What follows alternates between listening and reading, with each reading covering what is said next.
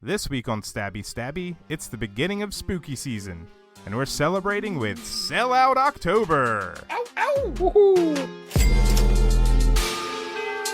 It's Sellout October, bitches. And we're celebrating with Sellout October by watching a movie starring Michael Myers. Yeah, baby, yeah. No. That was horrible. You donkey. No. Wing. Maybe, but no. We're watching 1978's Halloween.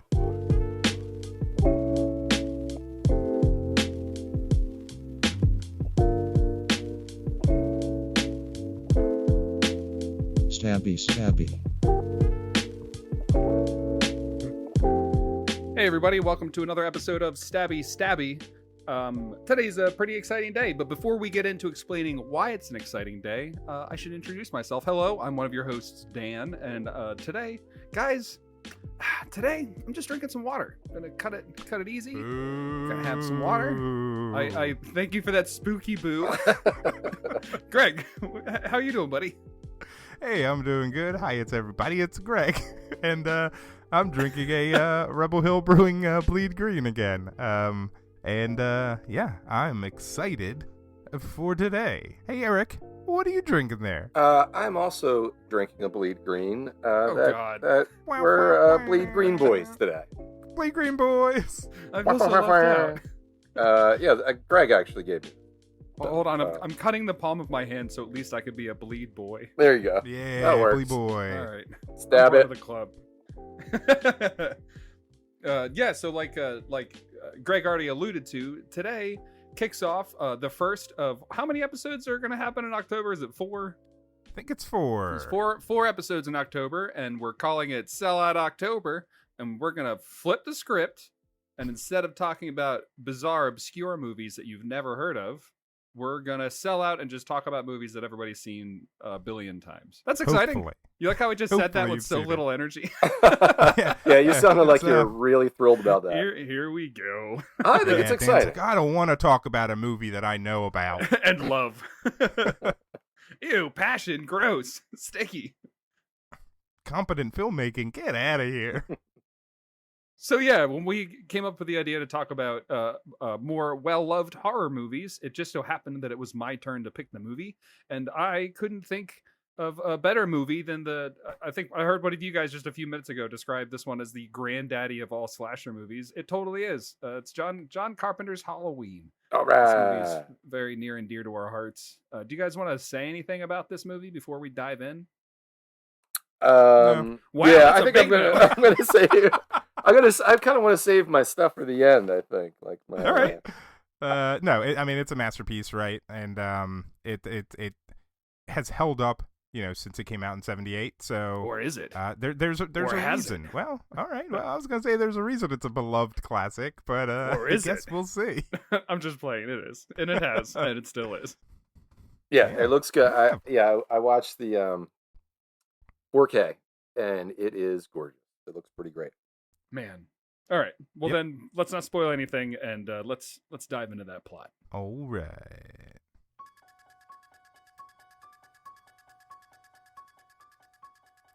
So 1978's Halloween, directed by John Carpenter, opens on what I consider to be the best pumpkin in all of cinema, and has that Carpenter's iconic theme playing over the title and credits, and we kind of, I love that song. And It is. the best typeface too. I love the font for this movie. It's great. And then from there we cut to Haddonfield, Illinois on Halloween night in 1963. And we get a kind of a killer POV shot of kind of somebody walking around outside. They come into the house. We do see a young couple hooking up on the kind of couch downstairs, and then they go up, and whoever is creeping around kind of comes in the house, grabs a knife. We see that the boyfriend had left. And this all happens in 4 or 5 minutes. Oh yeah, Yeah, it was a real so, quick visit. Hey, good for that guy. And that was quite the quickie. yeah, and our POV person ends up walking upstairs and kills the young girl in the bedroom, and it turns out that it's her little brother, Michael Myers, and he's wearing a little clown costume. He's a donkey. I'm gonna do that every time you say Mike Myers' name. Well, shit, I just said it. He's a donkey. Oh god. No, he's and he what Faustian after bargain killing, have I made? he ends up killing his sister Judith and just walks outside. He doesn't really react to it. He's just walks outside where he kind of runs into his parents, and then the scene kind of fades away. But that scene is awesome. It's so well done, except for the fact that they would have had to have sex in about 2 minutes. I mean, they're teenagers. That could have happened. Eric spent a lot of time having sex with teenagers, is what he's saying. I know from experience, dude. Oh, wait a minute. No, it's fucking brilliant. I actually wrote in my notes, in the opening part of the scene, you hear like these little kids skipping by because they're trick-or-treating, and they're singing like a Halloween song. Is that a thing? Do kids sing a song about Halloween on Halloween? Yeah. Really? I don't know what it is, though. Oh, okay. I'll cut the audio in here. No idea what it is. Yeah.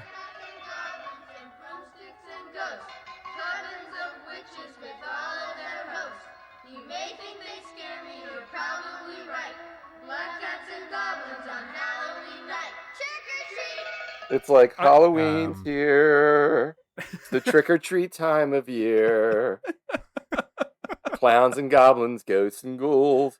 Halloween's good for boys and girls. Was that it? Yeah, the one that rhymes ghouls and girls. That family classic. Yeah. That was amazing. And you almost stuck the landing. I kind of couldn't keep it going. No, outside of like songs from like Nightmare Before Christmas or the like Halloween 3 song, I don't know any Halloween songs. Halloween, I it's guess now Halloween. Monster Mash? I think Halloween? it is the or is entire that just a Monster Party song. Yes. Yeah, that's Monster Mash is probably the Halloween song. I think you just stuck the landing there. Actually, I think you might have answered my question. Yes, there is a Halloween song and it's Monster Mash. But kids aren't singing that walking around trick or treating. Yeah, it's like nursery rhymery type stuff, right? What they're singing. Yeah, maybe it is an actual thing. Probably. I don't know. All right. Well, I didn't mean to send us off on this tangent, but that struck me as odd. Did you hear Eric's song? It was well worth No, it. that's true. I think we've got a new Halloween song. We have to post that up as an extra on the feed. For ghouls and girls. Yeah. Yeah, do you think the entire Harry Potter soundtrack is a Halloween song? That all counts as Halloween music. I mean, it's spooky. They celebrate Christmas a lot in Harry Potter, so it's like spooky Christmas songs too. Hey, Christmas is like a future zombie thing, right? Spooky. Christmas can be spooky. Yeah, they crack nuts. Nightmare Before Christmas. Yeah, this is Halloween. Yeah, but that's specifically a Halloween song. Yeah, that's Christmas too. I'm just saying, if Halloween is about death and Christmas is about birth, those are two not separate subjects. Those two things are intertwined, so they're both spooky by default. All right, all those bells, in favor? Yeah, all about hell. Can we talk about? I'm in favor. Yeah, they're both officially spooky holidays. Sold. All right. Well, cool. All right, so you heard it here. Christmas and Halloween, basically the same. We hope you have a very spooky Christmas. All right, so from Michael Myers. I love how I'm sorry. This is like one of the greatest opening shots of all horror movies, and we're just like, what about this fucking song? I wasn't sure if we're going back to that or not because it is absolutely gorgeous, and it's got that POV shot through the window. It feels like one take. I know there's a couple cuts in there. His sister's smoking hot. I think she was a Playboy model. That clown mask framing is awesome. Yes, it's so cool. And then that like reverse crane shot at the end, and it's almost like the actors had to pause like while the crane was rising. It's beautiful, and it takes its time. It's good, really good. Anybody else have anything to say? No, I agree on all counts. Like honestly, there's nothing else to say. It's just a brilliant shot. Yeah. I guess the one other thing I noticed was they have that couch that has like huge floral prints on it, and every time I see a couch with huge floral prints, I get a little weirded out. I don't know why. They're just ugly, and I don't understand why humans pay money for them. Yeah, who dressed that set? I had floral couches for like a decade. That explains so much. Yeah, that makes sense. I mean, this way, after I moved out and lived on my own, I got old couches from family, but they were pretty good. My All right, so we'll move on. I think that scene has probably been talked to death. Yeah, that's true. Yep. So there are other things. I noticed a couple things in this kind of the second rewatch this week that kind of stood out to me. So I'll bring those up a little later. Nice. Hopefully you'll agree. So now we move on to Smith's Grove, Illinois, in October 30th, 1978. It's Halloween Eve.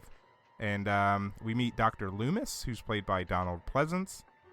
He's driving with a nurse to like Smith's Grove Sanitarium, where Michael is going to be moved into like, I guess, like a prison area or another facility. Someplace where he can be kept under better security. Yeah. So like Dr. Loomis basically tells like the nurse that he's with that Michael hasn't spoken in 15 years and pretty much just says like he's just pure evil. He gets into more detail later with Sheriff Brackett, but he implies that this person is no good. I actually like that he refers to Michael as it. Yes. Several times. Yeah. And the nurse is like, well, can't we call him a he? He's like, you can do whatever you want. That was pretty good. As they get to the sanitarium, they kind of see that all the inmates or patients are walking around just outside, and it's pouring rain. Yeah, that was a cool shot when the car rolls up and you can like kind of see through the rain. They almost look like ghosts. The inmates like wandering around the field, just barely visible. It's a really cool shot. Yeah. Have we mentioned this movie's fucking beautiful? Oh, it's awesome. It looks so good.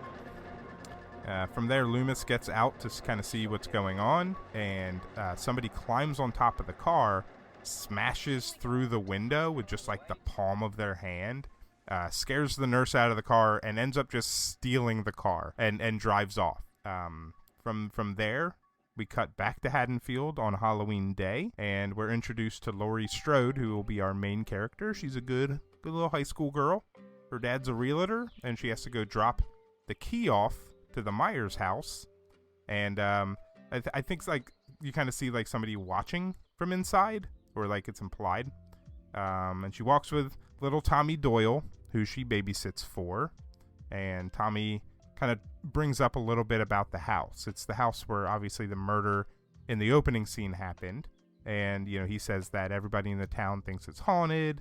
Tommy goes along his way, and Laurie she walks off singing while we kind of get an over-the-shoulder shot of an overall wearing person kind of just breathing heavy and watching her walk away.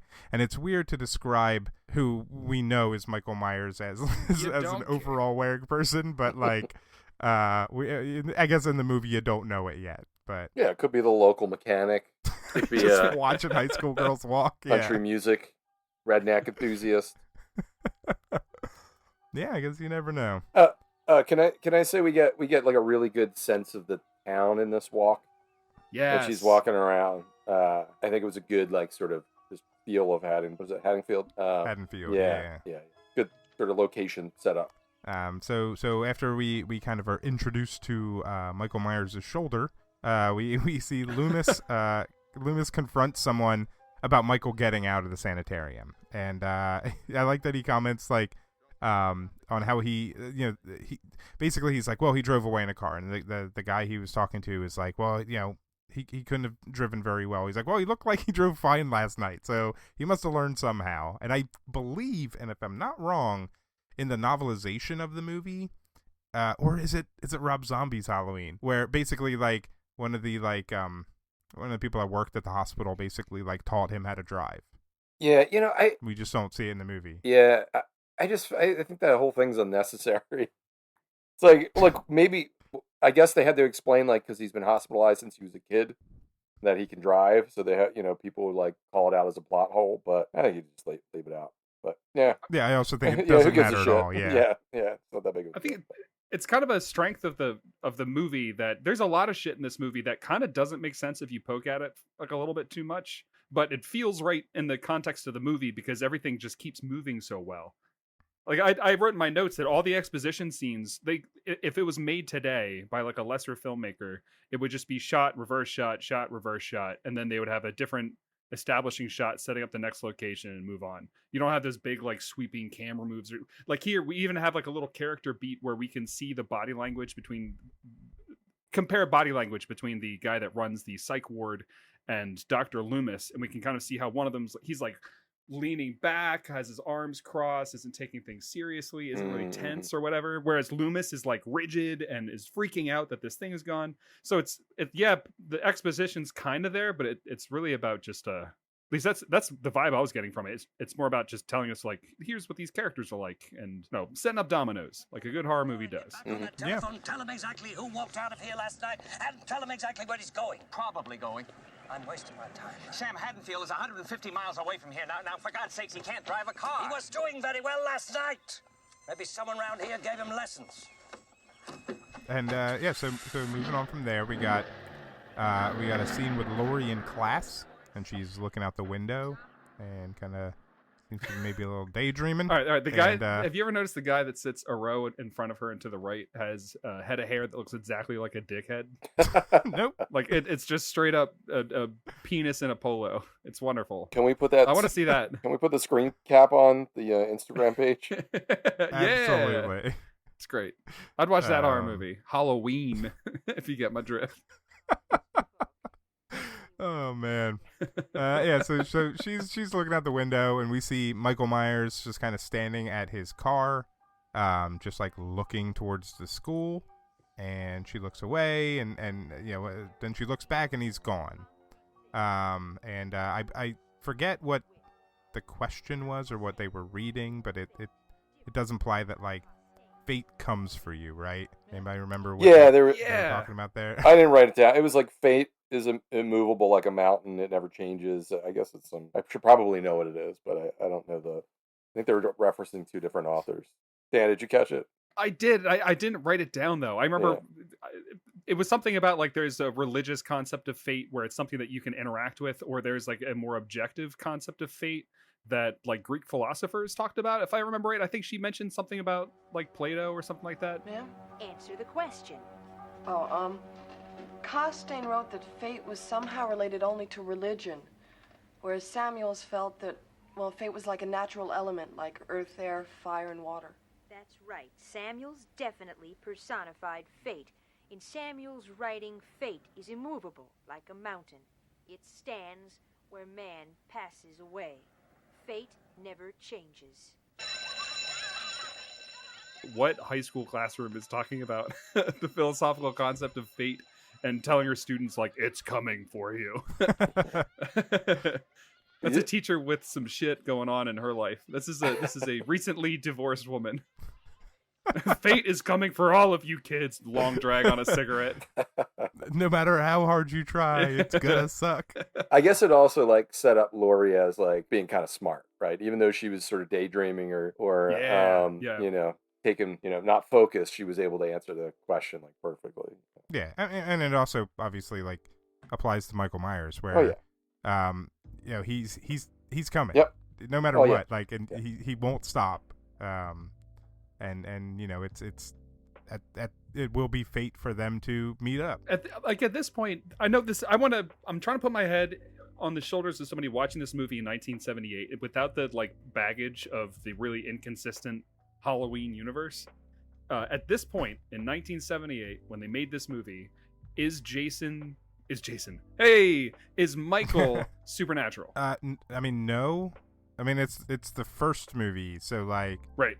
I don't think it's supernatural yet. I think it's coming. Especially in this scene, we wouldn't have any idea. Yeah. Right? Yeah. Like, he was just a crazy kid that killed someone and escaped basically from prison. I think I agree with you. I've heard people talk about that fate conversation in the classroom is setting up that he's some kind of like God incarnate or like spawned from hell or whatever. But I don't know. Like, on watching it again, I was just struck by like, oh, that's a neat way to build tension. That it's like that It Follows movie, like this thing is now coming for you and there's nothing you can do to stop it. It's not really about him as a person. It's just, you're gonna have a fucked up night. Heads up.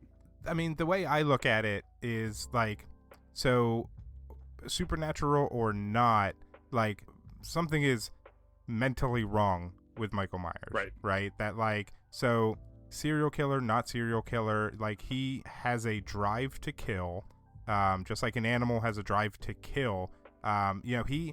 There's a part coming up a little bit later where they find a dead dog that it's assumed Michael killed, and Loomis says that, like, oh, he was hungry. Mm-hmm. So, like, he's killing to feed this need, but he doesn't have any idea. Like, he's not purposely doing it. It's just, like, he's driven to it. Right? Yeah, like, no, that tracks. I just thought of, like, a sitcom where Michael's just an average guy that turns into Michael Myers whenever he gets hungry. I would watch that. It's kind of Dexter, right? Yeah, but good. Or he's just a normal guy, but just has to kill. Yeah, he's got, like, he's like the Big Bang Theory, but with the last 5 minutes, he kills one of them. I'd watch that. Yes. Yeah. But yeah, I think that, he's fixated, and that's kind of where his stalkeriness comes from. And now it sounds like I'm making excuses for stalkers, and I'm not. I guess we should talk about this. So Greg is a stalker. Yeah. No, Greg's been stalking Eric for quite some time. Yeah, that's how I got my beer. It just magically showed up on my doorstep. Appeared in his house. Yeah. He found it taped to his 3rd floor window. And with a note that just said, all the doors were locked. Put this beer inside of you. I'll be watching. Oh. He just hangs out in the sewers waiting for Eric to flush. Oh. For the beer, you want to make sure you got it. Yeah. Rebottle it. Oh. Yeah. Okay. Well. I really should drink beer for these things. Moving on. We get a little scene with little Tommy Doyle. He's being bullied after school. And the bullies are telling him that the boogeyman is coming to get him. No, he doesn't believe us. Don't you know what happens on Halloween? Yeah, we get candy. Boogeyman, ooh, the boogeyman, the boogeyman, the boogeyman, the boogeyman. And he ends up sad. He ends up breaking his pumpkin, Yeah. which is a little sad. And then he does a little sad Charlie Brown walk home. Wah, wah. And he is followed by Michael just slowly driving in his car. There's a cool. That's a cool creepy. shot. Yeah, it's creepy. It is a great shot. It's like through the back of the police car or the official car with the cage. It's like the cage is on the left side of the shot, and then the fence is on the right side, and you're tracking Tommy as he walks. It's pretty awesome. It's like an over-the-shoulder shot, but from inside of a car. Pretty awesome. Yeah. And all of this outdoor footage, like, they shot on overcast, like, cloudy days, so the sun is completely diffused, which makes for, like, this... Do you guys get any, like, David Fincher vibes from John Carpenter? With, like, how flat the frame can be and how, like, rich and earthy the colors get. All those outdoor shots, like, this shot especially, were just so, like, perfectly autumn and beautiful. Like, really golden. Yeah, the Yeah. cinematographer is Dean Cundy. He did an amazing job. Nick Castle. Yeah, but yeah, Dean Cundy's the cinematographer. Yeah, it's beautiful. Yeah, and it was filmed in California, which doesn't really have a fall. So kind of shooting on that kind of like overcast kind of, you said it felt like autumn, and then that was the goal, like can't really. I think you do get some shots of like palm trees from time to time, but otherwise, yeah, it definitely feels like a Midwest or Northeast kind of autumn day. I just looked up Dean Cundy on IMDb. The first 4 things that it lists him as being cinematographer for are Jurassic Park, Apollo 13, Back to the Future Part 3, and Who Framed Roger Rabbit. Bunch of garbage. Yeah, horrible. Yeah, no classics there. Oh, he also did Jack and Jill. Oh. Hey, the paychecks are paychecks. Damn. Sometimes. That's he's incredibly talented. This movie's beautiful, and all those other movies are pretty beautiful too. So that's great. Yeah. Yeah, it was Great job.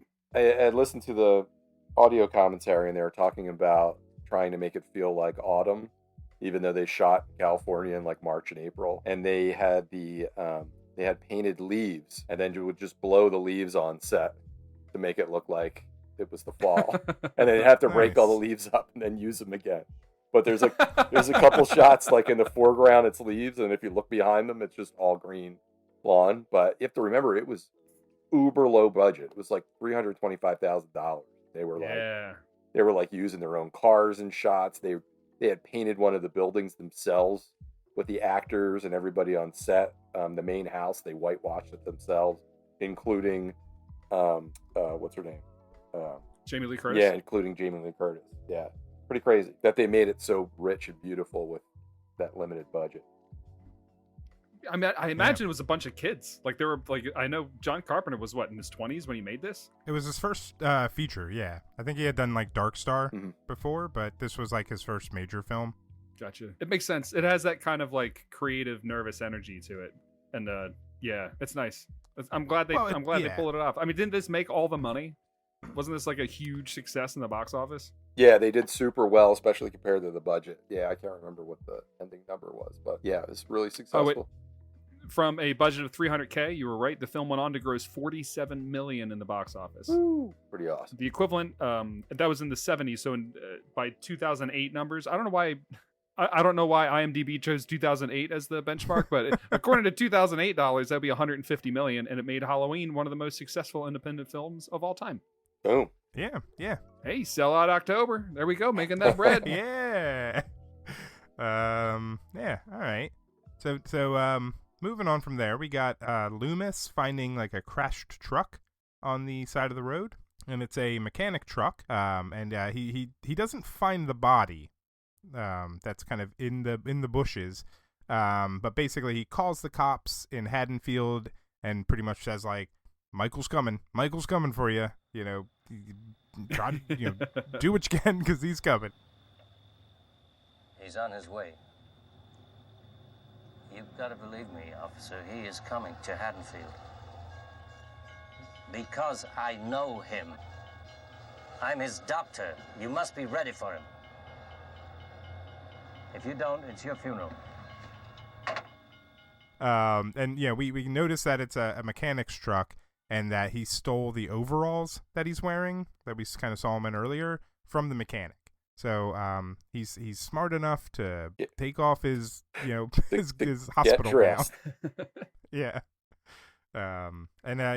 He knows like Michael's there because he found the was it Rabbit and Red Lounge matchbook? Right. Yep. Yeah, that was in the car that he stole. Yeah. Every time I've seen this movie, I don't know why this line cracks me up, but at the end of Loomis yelling into the phone that like, you need to watch out, he's coming to town, you don't know what he's capable of.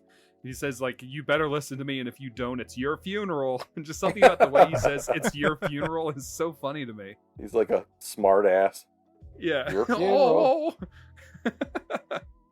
Yeah, Loomis is interesting in this movie because he's got another scene later too that's ridiculous. Oh, I know it. Yeah. Dude, he's great. He's one of those actors. He doesn't just fill the role; he overflows it a little. Like he owns this shit. It's great. I just wish he I know Halloween 2 and on is when he really starts just not chewing scenery, but just demolishing it, pulping the scenery. And I just I like crazy Loomis. Yeah. All right, so now we cut back to the high school, and Laurie is walking with her totally cool friend Linda and Annie. Totally. And they totally. We did. 15 minutes. You totally never showed. That's not true. They talk about their Halloween plans. We learn that Laurie's going to be babysitting Tommy, Annie is going to be babysitting Lindsay, and Linda is going to be banging Bob. Linda is, played by PJ Souls, literally the best thing in this movie. Oh, she's awesome. Really funny. Absolutely awesome. I counted her totally. Oh yeah? Yeah. I ended up with it's either 9 or 10. I could after the sex. That's all? After the sex scene, I'm not sure if she says totally again. I even rewound it. I think she does, which would make it 10. But yeah, it's a lot of totally. I thought it was going to be like 25. I bought the Fright Rag shirt that has her face on it, and it just says totally. It's great, underneath. Yeah, she's so good. She's fantastic. She's really good in Stripes too. I don't know if you guys totally different type of movie. Totally. Comedy, but she's good in that too. Yeah. Nice. All three of them have such great on-camera chemistry. Like they're believable as like friends, high school friends. They were just chatting and hanging out. There's that one really good exchange where they're pestering. Is it they're bothering Laurie about Jamie Lee Curtis's character about why she babysits? Yep. And she like snaps back like, oh, the only reason she babysits is to have a place to. And then there's a jump scare where somebody shouts shit, and it kills me every time. I thought you were babysitting tonight. The only reason she babysits is to have a place to. Shit. I have a place for that. Yeah, all that the girls' dialogue, Carpenter was saying was most of it was written by Debra Hill, who was like his girlfriend at the time, but also the co-writer of the movie, and that's why it feels authentic. You know, it's not like Carpenter. She's been there writing all the girl dialogue. Yeah, I think that's awesome. And she had a lot of influence over the movie, even outside of just that scene. Yeah, she was a producer. Yeah, like so. Yeah, it's and you can definitely see it in the the female actresses. Like they're just so good and natural and real.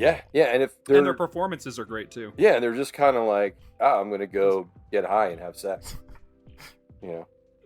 Yeah, that was a joke about their boobs. I thought Greg was talking. Oh, I missed that. Okay. I missed that. That was good.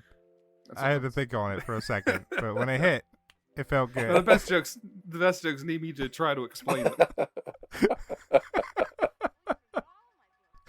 Oh man.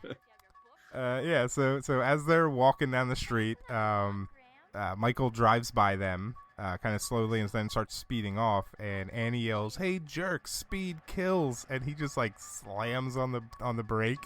Hey, jerk! Speed kills!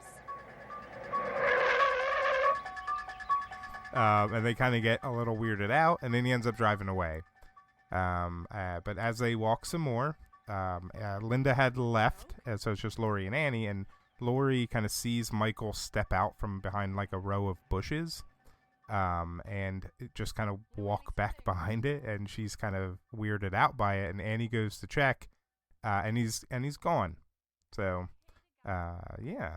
So, and then, they get to Annie's house. She goes in, and as Laurie turns around, she runs into Sheriff Brackett, who is literally Annie's dad. Yeah. And he has like one of my favorite lines in the movie, where he says like, it's Halloween. Everyone's entitled to one good scare. Mm-hmm.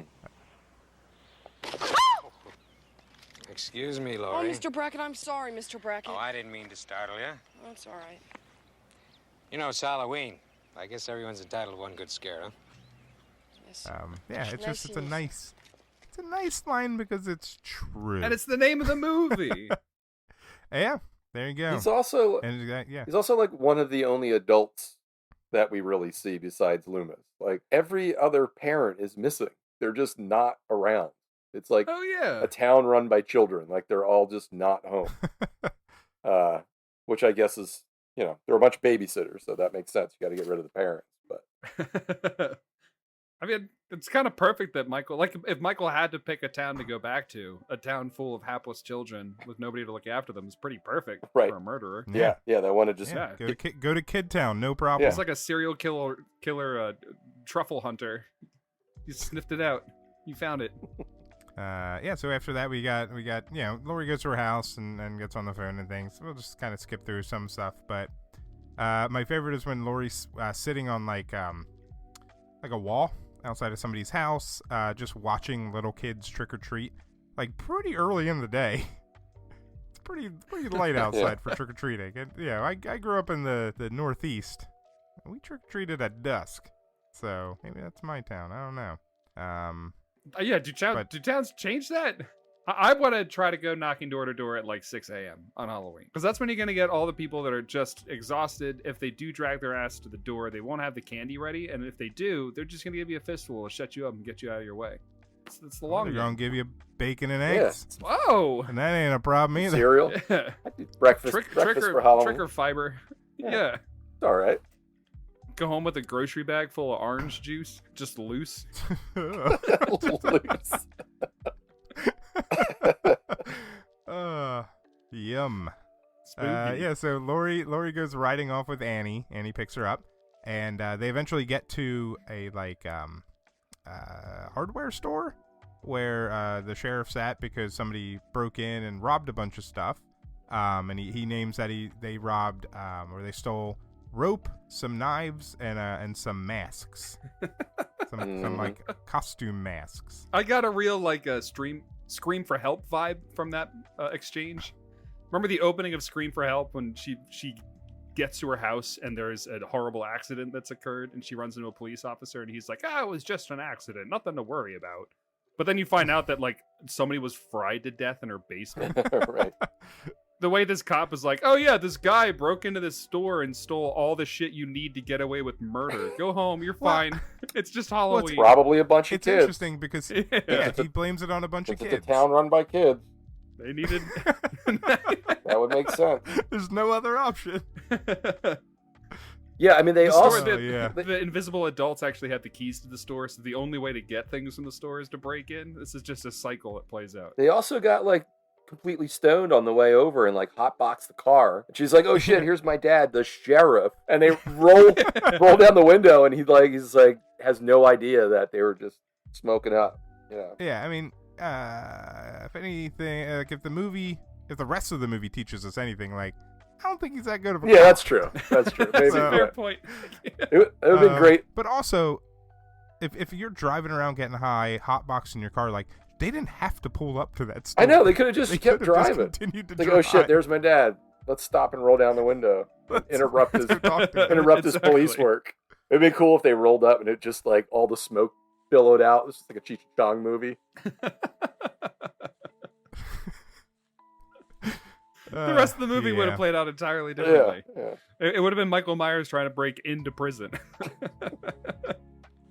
But so while they are driving, like, it's just kind of two scenes cut together in a way. But like, Loomis goes to the cemetery and they find out that Judith Myers' headstone was stolen. Mm-hmm. And again, they blame that on kids. Kids, man. Wait, why are they at the graveyard? I honestly don't know why he went there. Eric, any thoughts on why? I don't know. I can't. That's a good question. I can't remember. I guess they explain it, but I honestly can't remember why they do either. Yeah. Like, is it just like saying like, all right, well, if he's back in town, where might he go? Yeah. Because they do end up going to like his old house. Yeah. I guess maybe they're like, maybe he'd go to his sister's grave. grave. I guess so. Which they're right because he stole it. That's right. So, they just didn't get there on time. But I do like Loomis shows up at the hardware store after the girls leave and talks to the sheriff for a second. But like, you can see Michael's car in the background, kind of pulled up, and they show you him like following them. But it wasn't until I watched it in like 4K like last year that I noticed, like, as Loomis is just standing there on the sidewalk, like Jason just like slowly drives past him. Yep. Michael. And if he like paid attention, he would have seen the car. Michael. Yeah, Michael drives past. Oh, Jesus Christ! I put worms in your brain. I'm so sorry. I know. You can blame that one on me. Now I feel like a real piece of shit. Yeah, you guys really have me wanting to watch this in 4K. One of you needs to invite me over and let's watch this in 4K. I'm dying to. Cancel podcast. We're done. This is where I'll cut in sound of that Jamie Lee Curtis interview where the interviewer gets it wrong. Oh yeah, that's right. Yeah, she just mocks him for it. Yeah, that's right. Do people still put on hockey masks and try to scare you? It's the wrong movie, baby. Right, but do people ever do that? What? Michael Myers? Oh, he pulled on the mask. He was like, no, baby, mommy knows her. She's a cool ass lady. I would love to get a beer with Jamie Lee Curtis. She seems cool shit. Yo, hit me up. But yeah, you leave a 5-star review, Jamie Lee Curtis. Give me your number. I want to get you a beer. I want to hear your stories. 5 stars. Tell me why I should get you a beer. All right. All right, carry on. Yeah, but there are some things that kind of stand out more in the 4K. It is nice to revisit it in better quality. Yeah. All right. So, moving on. The girls get to their respective babysitting jobs, and Michael is still following them in his car. And this is when I realized that I've seen this movie, I don't know, 20 times. I never really thought about how much driving Jason does in this movie. Like, he's in that car for the first half of the movie. Yeah, he earns like $400 on Uber Eats while the other characters are getting set up. He's just hauling Taco Bell around town. But it's like, I don't think and don't I've never been like the biggest Halloween franchise fan, but I don't think like in any other movie like he spends this much time driving around. Yeah. Maybe that's why they talk about the driving. When they're editing it, they're like, man, he does a shit ton of driving. We better add a fucking scene in there. Gotta explain this. That's a good point. That was just one. That was kind of the one big thing I noticed in this rewatch was just like, yeah, he's pretty good at driving. That makes sense. Yeah. Yeah. So he parks and gets out, and he watches the house that Annie had gone in, and we see from a distance the kind of husband and wife. They're leaving for the night. You know, he's watching the parents leave. And we got a scene with Loomis and Sheriff Brackett at the old Myers house. This is where they find that dead dog that I mentioned. Still warm. Yeah, they find a still warm dead dog. So he had just been there. And Loomis comments that he got hungry, and that Michael isn't a man. And I love how Loomis just thinks of him basically as like the shark from Jaws. It's just like don't think this guy is just pure evil. More a demon. It's great, right? Yeah, I mean, he says he isn't a man, like he isn't human. Wasn't it what is it, like Romans? Which book of the Bible in the New Testament describes the devil as a lion prowling the earth looking for whom he may devour, something like that? That's kind of Michael Myers vibes, prowling around looking for somebody to eat. Yeah, that's pretty demonic.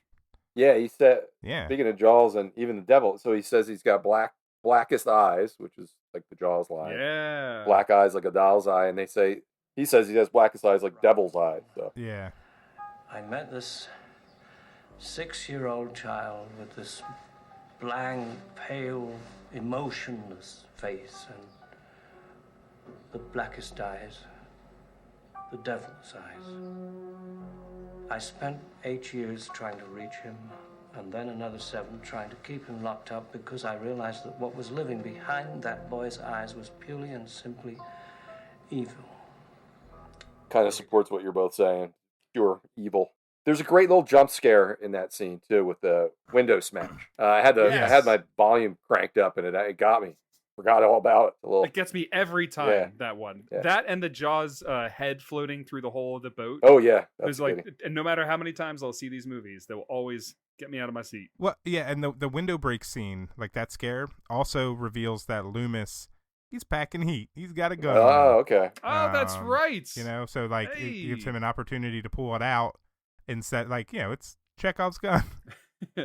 It has 6 shots. 6 times I shot him. It has 6 shots in it. 6. Count them. Is it Halloween 2 that he's just freaking out about how many times he shot him? All right. I think it's 2. Yeah. We'll get there. It's 2 or 3, or not 3. 4. Yeah. Yeah. So Loomis decides that he's gonna wait at the house for Michael to come back. But now we're moving along to the Doyle house where Laurie's babysitting. She gets a call from Annie. While she's on the phone, Tommy kind of talks about how he saw the boogeyman outside. And they get off the phone together, and now we see Michael is stalking Annie at the house, and the dog's barking. They let the dog out, and Michael, like the son of a bitch he is, kills the dog. Yep. They fucking show it too. It's a ballsy move to show a dog die. Yeah. Yeah. So. Yeah, it's on the commentary, Jamie Lee asks him how he did that, and he was like, guy played the shape, what's his name? Nick Castle. He was like, he just held the dog up. He like basically hugged him. She was like, what do you mean? He was like, he held his front legs against his chest, so then his bottom legs just fell down, and we just shot it in slow motion. So really, it's just his legs relaxing as he's holding him. Oh. So it made me feel better. That they didn't That's clever. torture a dog, so all they did was pick him up and hold him against his chest and shot it in slow-mo. Pretty cool. His legs just went limp, That's a neat way to do that. I've never thought of that. Oh, that's clever. Yeah, see Cannibal Holocaust. You don't gotta kill turtles and pigs. Yeah, you pieces of shit. Just gotta hug them in slow motion. Yeah. I listen, I tell people all the time. When I hug you in slow motion, I'm thinking of killing you. I mean, if stabbing is affectionate, then hugging is certainly death. Yeah. True. Yeah, that's our new tagline. Go ahead and hug your friends. Listen to our other podcast, Huggy Huggy, where we just scream in terror as we watch children's shows. Oh, the little we have the little girl that's in there too. Lindsay. She's a Real Housewife. Not that either of you guys watch that, but my wife does. Kyle Richards. She's on like one of the Real Housewife shows. As a child. That sounds more frightening than Halloween. Yeah, it's pretty. Yeah. If you want to see something really scary, watch a couple of those episodes. Hey, she's pretty. The little kids are pretty good in this. I like that little scene later in the curtains. I really like that scene a lot. Yeah, I didn't write that down, but you can bring it up. All right, I will. I got you. Yeah, so now Laurie and Tommy are watching The Thing from Another World, before Carpenter remakes it a couple years later. Annie is talking to Lindsay, and she takes Annie over. Annie takes Lindsay over to the Doyle house so she can go pick up Paul. When she gets in the car, she ends up getting strangled by Michael, who then also, it's bloodless, but also like slits her throat, like pretty violently. Oh, yeah, it's nasty. And that strangulation scene is rough. Yes, and long. Like, oof. It's shot. One of the shots is from outside the window, and it's all kind of grimy, and it's super effective. She's great at it. It's her. Like, he's just basically holding his hand in place, and she's just dying in the most badass way possible. It's a great scene. Do we talk about how she ended up in nothing but a shirt because she splashed a bit of water on her clothes, and then it wasn't water, it was butter. Okay.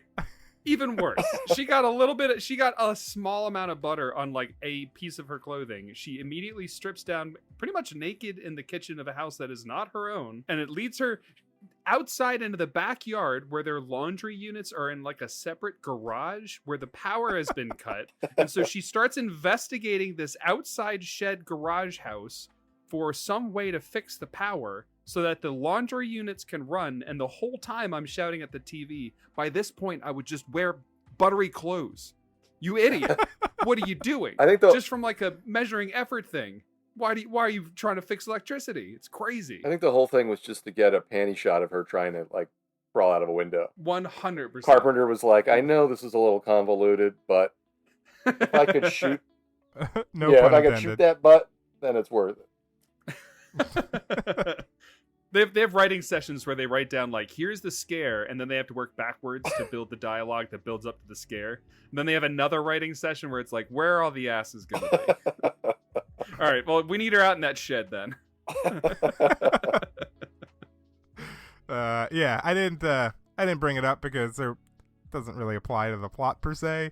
But yeah, she definitely is just walking around town in a shirt and her underwear. Can you describe that some more? Grab that for some more, Greg. Yeah. Walk us through it. Hold on, let me take my pants off. No, I don't want to. Hey, after that car kill scene when he's carrying her dead body across the front lawn, that's pretty effective. I might be jumping a little too far ahead there, Greg, but that's the next scene. Yeah, it's the next scene. Yeah, it's great. So then the next scene has the little kids on the couch, right? Watching the movie? Yeah, well, I think the boy sees him carrying the body, and starts freaking out. That's actually, that's the perfect example of what I was just talking about, where like it does feel like sometimes they're like, here's what I want to happen for the scare. So how do we need to write them to get in this spot where there's a scare? And that whole convoluted thing where the two kids are on the couch watching the spooky movie together, and the one kid decides to hide behind a curtain to play a joke, but then he happens to look outside and he sees something that is genuinely scary. And then while he's busy being freaked out, looking outside the window, seeing Michael carrying a dead corpse across the lawn, he starts panicking, but he's not making any noise because he's like frozen in fear. And the little girl comes walking over to see like where her friend went because she can't find him because he's behind a curtain. And they end up backing up into each other. Both of them are scared for different reasons, and they both end up shrieking for Laurie to come downstairs. And I thought that little mini drama that played out between these little kids also gave us information about Michael and this corpse and where bodies are going to be placed and things like that. But it also builds to like an explosion, like a pretty freaky, like kids freaking out and Laurie having to come in and comfort them and stuff like that. That was exciting and kept things moving. Like there's no boring exposition in this movie. He finds ways to spice everything up and give little drama arcs and stuff to just about every moment, and it's great. It shows. I love that whole scene of little kids watching the movie that builds up to them screaming because they scared each other. It's so fun. It's great. Such a cute little scene. It is. It's great. Yeah, and I'm going to talk about another cute little scene. It's when the couple kids are daring each other to go up to the Myers house, and Loomis is just fucking creeping in the bushes. Oh yes. And he ends up scaring him away. Go in. Hey. Hey, Lonnie, get your ass away from there.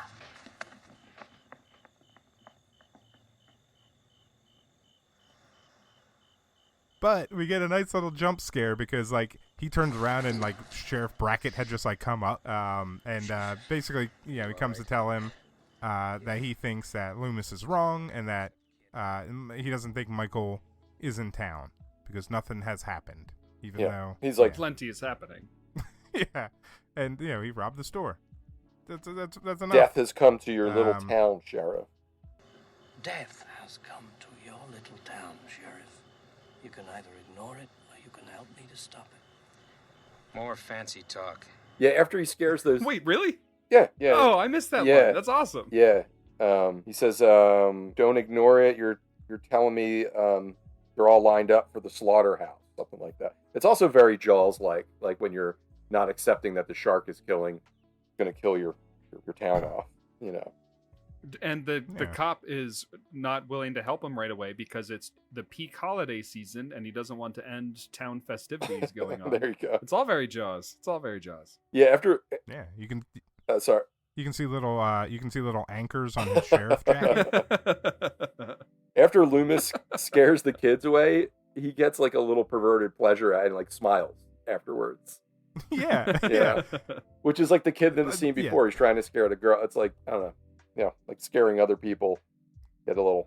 It's fun. It's Halloween. Yeah. Everybody deserves one good scare. He's also just like Michael. He's creepily waiting by the bushes, just like Michael. And he's there until it like turns dark. He has nothing to do. Yeah, he's just kind of... Actually, all the scenes where he's delivering exposition, like we were just saying, like, why did he go to the hardware store? Why did he go to the graveyard? I guess the hardware store is investigating a break-in, but even then... But does it? Yeah, his character has nothing to do but deliver exposition, and thank you, John Carpenter, for keeping it interesting. Well, then he finds... I guess that's why. He finds, like, Michael's car, like, he's like, oh, if I only would have looked across the street 2 hours ago. Oh, damn. As I was hiding behind this bush. He's not very good at his job. Besides warning other people. To be fair, he's a doctor. Yeah. He's not an investigator. He is proving that pretty well. he looms. He's a Loomis. That's true. Nice. I loved it. All this comparing Halloween to Jaws just had me picturing Michael Myers moving quickly just under the surface of the water with a knife as a fin. I want to sleep well with that mental image. That's funny. So after Loomis is creeping on kids, we now have Linda and Bob show up to the house that Annie was babysitting at. And, basically they had planned to go in, talk with Annie for a little bit, and then Annie would kind of allow them to sneak off to go bang. So they get inside, they see that nobody's there, and they end up just making out on the couch and then going upstairs to bang. Greg, I'm sorry. Yes. I'm absolutely sorry, but I can't let this pass. The dialogue between them in the car about ripping each other's clothes off before they go in. You guys catch this? Yes. Like, I'm going to rip your clothes off. I'm going to rip my clothes off. And then the guy, the boyfriend, what's his name, Bob? He says, and then we'll rip Lindsay's clothes off. That's the girl. That's the little girl. I was like, what? I did like a double What the fuck? Yeah. And then I didn't catch that. And she's like, totally. Yeah, it was really weird. They left it in there. Okay, so we're gonna do. First we go inside, right? Then we'll just talk a little. And then Annie will distract Lindsay. That's when we go upstairs to the first bedroom on the left. You got it? Okay, first I rip your clothes off. Don't rip my blouse. It's expensive, idiot. Then you rip my clothes off. Then we rip Lindsay's clothes off. Yeah, I think I got it. Totally. Ew, super strange. Yeah, I guess he's making a joke, but I was like, dude. All right. Over the line, Bob. So, but yeah. Come on, Bob. Yikes. Come on. Get it together, Bob. Jeez, Bob. Man, somebody ought to stick it to him. Now, I will say the rest of this plot summary is going to go pretty quick because now it's basically like the action third act. Do it. And that kind of moves. So yeah, we got Linda and Bob go upstairs to bang. After they do, Bob ends up going downstairs to get some beers. Can I just say I love that sex scene because they show the entire sex scene and it's not long, but the whole thing is super tense because you're just waiting for something to happen, and it doesn't, and it's still tense, and I loved it. Well, you do get like as they're in bed. Just say fornicating. Don't you have like a shadow kind of move across them? Yes, towards the end. Assuming is Michael. Yeah. Which doesn't make sense for where he is shortly, but it's spooky. Yeah. So it definitely ratchets up, like ratcheted up. I'm leaving that in. It definitely ratchets up the tension. That now you're just waiting for something to happen. Yeah. But yeah, so Bob goes downstairs to get beers. While down there, he meets up with Michael, who stabs him into the wall. He lifts him up by his throat and then stabs him into the wall so hard that he just hangs with a knife just through his gut. You could say he literally meets up because his meat goes up. I mean, I wouldn't say all that. Right. I take it back. All right. Yeah, take it back. He stabs him in one, lifts him up, and it's just one shot, and there's no blood, and then his toes go limp, and he's just looking at him like a dog would look, like with its head turning when it doesn't understand something. It's so awesome. Yeah. And that's that kind of like head tilt is just another reason why like I think of him as animalistic. Because he just kind of tilts his head like he's just watching what happens to somebody when he does what he does. Yeah, and the commentary, Carpenter had told the shape, basically, he didn't give much direction, but in this case, he said, examine the corpse as if you were examining a butterfly collection, like a butterfly that had been stabbed to a board, basically. Interesting. And then that was his interpretation of that direction. Pretty cool. Yeah, it's cool. It is. I think that's the best kill in the movie, in my humble opinion. I would agree. Yeah, totally. That long shot from pulled back where you just see him inspecting it. It's also, isn't that the first time that you really get a long lingering shot on Michael? It may be. I think so. Like, yeah, you see him in the bushes. It's not very long. You see him in the back of the car a little bit, but this is where you get pretty much like his whole body. Yeah, a long uninterrupted thing, and he's behaving like you said, like totally bizarrely. Totally. Yeah. So that's totally. We got to get 9 totallys at least, or 10. All right, totally. Yeah, so he ends up taking Bob's glasses and wearing a sheet, like a ghost costume. He's a prankster. Yeah, this is like actually this is one of my favorite parts in the movie because it's so ridiculous, but it also doesn't make any sense. Like it's like he seems, especially in the like franchise of Halloween that it's like Michael doesn't do so this. It's funny that you should say that, Greg, because this was Debra Hill's idea. She had added this, which Carpenter mentioned. I think it's awesome. I think it's hilarious and weird and creepy and adds to the whole like classic character of like a ghost. It's like a costume over a costume. It's so weird. Great. Well, yeah. So that they call him the Shape. Like you don't get much more shape than just a sheet. Yeah. I almost said totally. Totally. Totally. Yeah. Now, like when I say like, oh, it seems out of character, I've never thought about it. I've always thought like this is one of my favorite scenes, but not to the point of like, oh, this doesn't really make sense with his character, because like we've talked a little bit about before, where it's like, oh, there's a lot of little things that don't make sense, but in the movie it feels perfectly right, and you can kind of disregard that. And I think this kind of character, like going off character, doesn't matter because it works so well. I agree, totally. I can't stop saying. But he,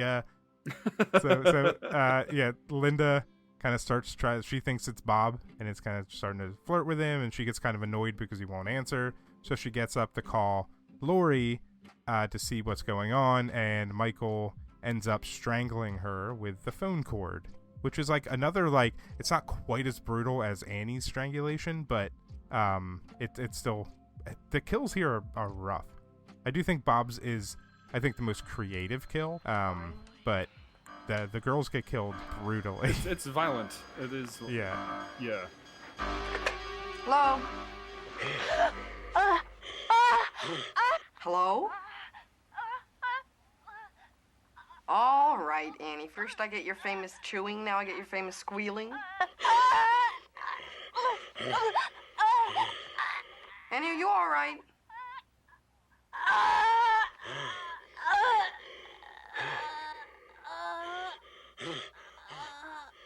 Yeah, she's facing, like, directly facing the camera, and, like, pulls the sheet off and reveals Michael underneath as she's falling to the floor. She, like, rips the sheet straight down. It's very cool. Yeah.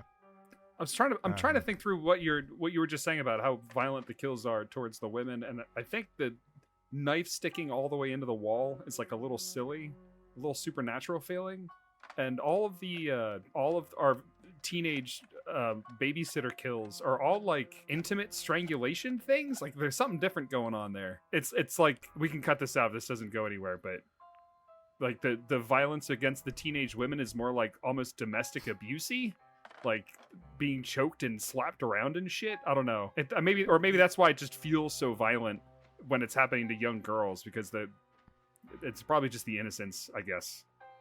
And also, we spend so much time with those characters, and yeah. What were you gonna say? You don't necessarily feel anything for Bob when he dies. No, like gross horn dog that wants to fuck a 6-year-old. Yeah, yeah, but like, I think I do agree with you that the murders of the babysitters, or the young women, it's more realistic and feels more brutal because of that. Yeah. Whereas like, I do think a lot of the franchise, like the horror franchise kills, become more and more elaborate and ridiculous as it goes along. But these are just like, you're just choking someone out with a phone cord, or just strangling them to the point before you slice their throat. It grounds that character more. Whereas the kill with Bob, like, he lifts him up with one hand. Like, Bob's a full grown man. Yeah, I don't know. The kills of the girls are just real rough. There's no like there's no abstracting it. There's no like, oh, I'm watching a movie. It's like, no, they're fucking killing these women, and it sucks to watch. It's brutal, and I also love it. Yeah, I think it was originally called like the babysitter murders, or at least the initial script. And there's a whole thing. I don't want to get into like all the details because it seems a little muddy. But Bob Clark was saying that he had a conversation with Carpenter, and Carpenter asked him if he was going to do a follow-up to Black Christmas. And Bob Clark was like, no, I'm kind of done with horror. And Carpenter was like, well, what would you do? And then he basically mentioned a general idea about the babysitter murders would be like a follow-up. Although Carpenter had the script in his hand and it was already called that anyway. But I guess what I'm trying to get at is that there's a lot of brutal murders in that movie too that feel like in the same vein. So if that was an inspiration or even like a parallel thing, it has that same sort of feeling, And it could also be like he killed his sister that way too. So if he's killing them sort of in a similar fashion, or sees them as an extension of like the murders of his sister because they're sexually active, they're around the same age or whatever, could be another reason why it feels the same way. Or maybe he's just hungry and they're like mozzarella sticks. And you just, you gotta pull them apart and play with the cheese. It's part of the experience. Yeah. That makes sense. I mean, it is interesting, like, at least in the modern day of the movie, he kind of kills intimately with his hands the women, but stabs the guy. Like, the guy is the one that he penetrates with the I was about to say the knife is definitely phallic. Yeah. Yeah. I mean, yeah. Pins into a wall. I guess because he's a bigger man. Yeah, it could be that. Yeah. Oh, Halloween. I like reading into you. So yeah, it's got some LGBTQ undertones there, maybe. Man kills man, definitely gay.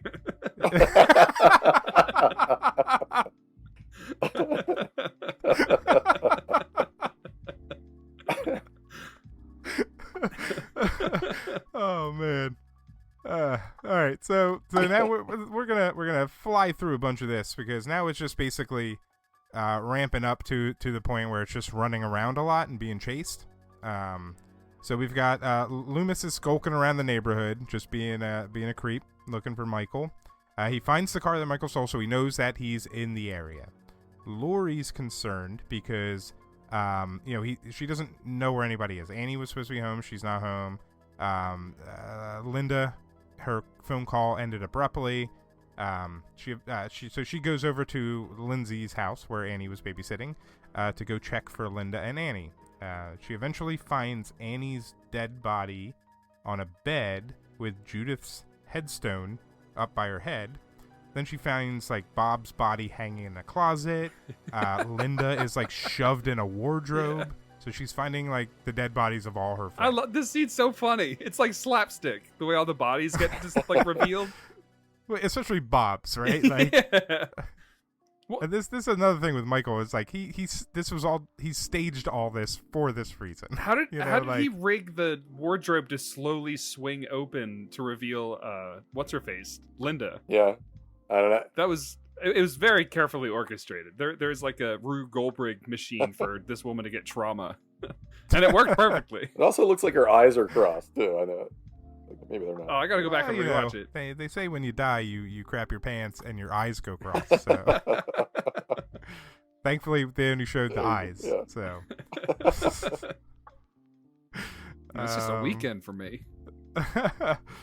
So then she gets attacked by Michael. Oh, the mask reveal in that shot. Is so cool when he's in the closet.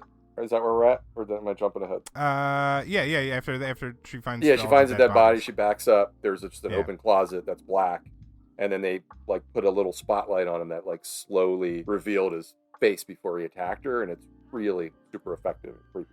Right? Yeah, and punctuated with that little like sting. Yeah.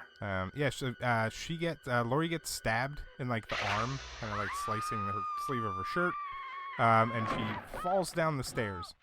She falls like over the banister. Yeah, I forget about halfway, that. And then that had to hurt. Like those are just uncovered wooden stairs. Yeah. Get some carpet 70s. Yeah, they switched to like a POV shot of her falling. Pretty cool. Yeah. But she after falling downstairs, she does end up like escaping the house and goes and tries to get help from like the neighbors. So she's like banging on the doors, yelling for help, and somebody turns the lights on and looks out their window and just like shuts the blinds and turns the light off on her. Yeah, it's super shitty. The only adults in that town. No, thank you. No, that was actually two 12-year-olds in a bathrobe, just on each other's shoulders. Oh, we can't let her in. She'll know. Yeah, exactly. So she does end up going back to the Doyle house where she locks the door, tells the kids to hide. She's sitting in the living room. She grabs the knitting needle, and Michael must have come in through the back door. And he kind of sneaks up behind her, and she ends up stabbing Michael in the neck with the knitting needle. And kill number falls. 1. The first time he's killed. Yeah. But she does pick up his knife, and you think she's gonna hold on to it, but she's very traumatized, and she puts the knife down on the couch, I believe. Eric, do they talk in the commentary about how many times she gets a weapon and then throws it away? She says, so you wouldn't know how many times I've gotten shit for throwing that knife away. I guess just from she does it like 3 times. People on the street. And he was like, well, she thinks that she took care of him with the needle and then the knife, and then he, they're done. So he's basically like, it's a horror movie. Like this is, you know what I mean? But yeah. Well, but I can understand that. It's like, if you think you kill someone, like, that's traumatic to begin with. Like, you don't want to continue holding the thing that you just did it with. Like, it makes sense, but when you're watching the movie, it's like, don't be an idiot. You know he's going to get up. Like, yeah. I also like when she enters the house again and she's talking to the kids. They were sleeping in the same bed, even though they're neighbors, but that's fine. They're just little kids. And I know, it's fine. Yeah, little kids. Yeah. And she's like, there's nothing to be afraid of. And meanwhile, she has this giant gash in her arm with blood coming out. Like, oh, okay. Tommy, Lindsay, babies. I'm gonna take a little walk. Was it the boogeyman? I'm scared. There's nothing to be scared of. Are you sure? How? I killed him. You can't kill the boogeyman.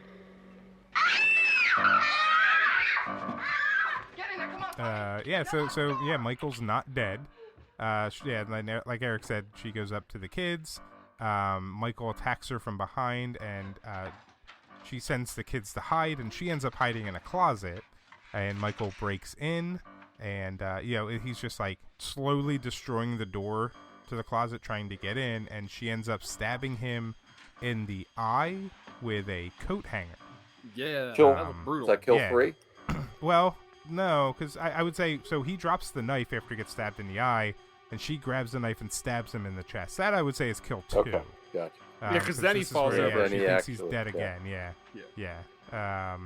But again, she And, stabs him with the coat hanger, something that proves effective, and then throws away the coat hanger. And then he drops the knife, and she picks that up, stabs him with the knife, and then throws the knife away. Yeah. Yes. Yeah, it's fine. She needs to put some like duct tape on her palms and keep a hold of these things. It'd be like Edward 40 hands, Yeah. but with knives. The sticky I guess bandits. Edward Scissorhands. Yeah. The sticky bandits. Yeah. Get that stick to well, hold those things, woman, please. Yeah. If he gets up once, why don't you just go ahead and keep that knife? Or just carve his so- head off and then try to explain it to the police when they arrive later. So she thinks that Michael's dead, so she goes and gets the kids, sends them out of the house to go get help, and Loomis is right around there and Lumen? sees the kids running out yelling. Loomis is Lumen. Meanwhile, Michael sits up as the kids are leaving. He comes after Laurie again. Yeah, the sitting up is very Nosferatu. He just kind of like, it's all blurred in the background. It's really Yeah. cool. Yeah. I didn't even think about Yeah, that. That's awesome. It's a great shot too. Yeah, it is. So Michael and her are tussling once again, and Loomis comes running in, and as Michael's fighting with Laurie, she rips off his mask, and we see that, like, well, besides his eye just getting stabbed, he looks like a normal guy. Yeah. Right? Like, he just looks like a 23-year-old white dude. Yeah. Banality and of this evil. is, as he's putting on his mask again, Loomis pulls out his gun and shoots him 6 times. And Michael kind of stumbles backwards and falls off the balcony, and we see him lying there in the yard. I do like this next part where Laurie basically says that, it's a little muffled, but I think she asks if he was the boogeyman, and Loomis just replies with as a matter of fact, it was. Mm-hmm. What's the boogeyman?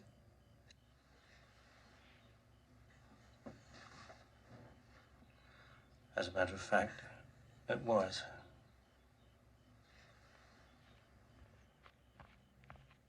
So he's back to referring to As Michael an it. as an it. Then Loomis goes to check for Michael's body, but Michael's not there. He's gone. And we hear that theme music kick in. Yep, and we get shots of around the house and around town, and we just hear Michael's breathing under the mask, but we don't see him. And then we cut to credits. All right.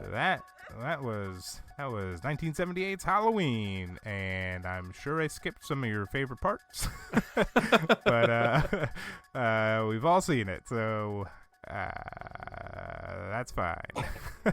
What a dark. Just watch the movie. Dark ending. Very anti-Hollywood establishment. Like he could be in your neighborhood, in your house. Really cool. I don't know.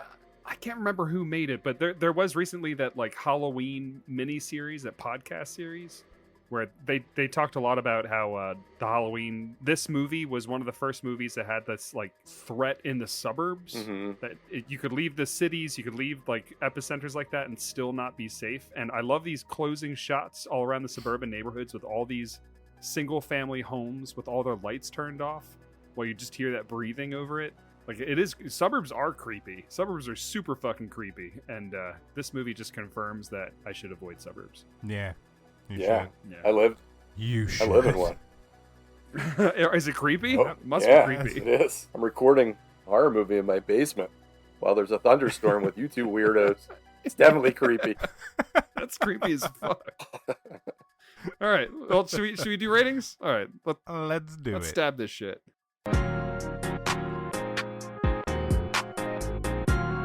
Time for the ratings.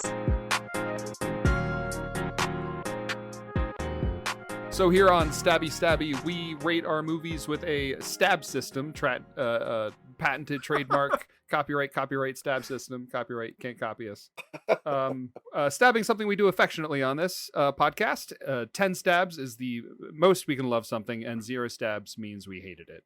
So on our 0 to 10 stab scale, Greg, how do you feel about this movie? Oh, well, so I love this movie. I said it earlier, like it is a masterpiece of filmmaking, especially for the time and the budget. So I'm going to give Halloween 8 stabs. Yeah, 8 stabs. I hadn't really thought about it.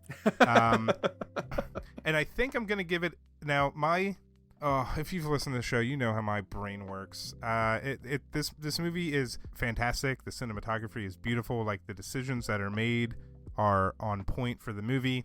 I love my movies to be a little bit more ridiculous and crazy, and this movie's super grounded. So like, it's not a 10 for me. It is a classic. It is a work of art, but it is 8 stabs, which is still super fucking good. So, yeah, I don't think there's much more I can say about the movie. Like it is. If you haven't seen it, then like you're missing out. There's no reason for you not to see it. It is available on every different thing. I don't know if it's streaming anywhere per se for free, but YouTube. You can get high def Blu-rays and 4Ks of this movie at this point. So like, just do it. 8 stabs. 8 stabs. Greg says 8 stabs. How about you, Eric? I'm going to go all in. I'm going 10 out of 10 on this. God damn. Nice. Yeah, I think it's the slasher to watch, right? I love how it takes its time. It's not in a rush. It builds like suspense. The pacing is perfect. I watch it every year. It's a tradition around Halloween, which I'm sure most people do, or horror fans do. For the budget that they were given, yeah, I just think it's great. Like a $2 Captain Kirk mask, spray painted white, and a guy standing in bushes. Doesn't sound too exciting, but it's fucking awesome. So yeah, there's probably not too much I can add that hasn't already been said, but yeah, I'd go all in on this. What about you, Dan? I'm gonna go right in the middle. I'm going 9. I'm going 9 out of 10. And I know full well that I think previously I gave Radioactive Dreams a 10, didn't I? So yeah. Radioactive Dreams is 1 stab better, but Halloween's still fucking good. No, I love this movie. It's great. It's beautiful. And Greg, I think you said it well. Like, if it was a little bit zanier and crazier, I think my stabs as being like, how much did I enjoy this? And if it was just a little crazier, I probably would have enjoyed it more. However, like, it's beautiful, and the score is so great, and all the performances are outstanding, and it's just the definition of a good fucking movie. It's just a good movie. So yeah, 9 out of 10. Nothing else to say. That's Halloween, 1978. If you haven't seen it, you're a fucking idiot for listening this long. You should have gone and watched it. I hate you. Delete this podcast. So that was Halloween. You can go ahead and yeah. Thanks for listening to the podcast so far. What were you about to say, Greg? I just interrupted you. I was gonna say, Dan might give you 1 star if you haven't seen Halloween yet, but you can go ahead and just hop on your podcatcher and rate us 5 stars. 5 stars, please. And let us know what's your favorite Mike Myers movie. It's a donkey. Is it Austin Powers? Is it So I Married an Ex-Murderer? Yeah, the Love Guru. Yeah, if you do like horrible movies. Hold on, I'm looking at Mike Myers. All right, you can pick from. No, I'm not going to do that. Yeah, and after you do that, hop on over to Instagram and follow us at Stabby Pod, and we announce every Wednesday what we're going to be watching. So check it out on Wednesday if you're listening to this on Monday or Tuesday, and find out what we're watching next for Sellout October. It's my pick, so it's gonna be good. Question mark. Yeah. So yeah, we'll catch you next week for our next episode for Sellout October. We're going to watch another popular horror movie. So, like Greg said, follow us on Instagram and see what we're going to watch next on Wednesday. I don't know. What do we usually say on this podcast? You can sell out, but you can also stab your friend. Oh, I like that. Thanks for listening. Thanks. Love you.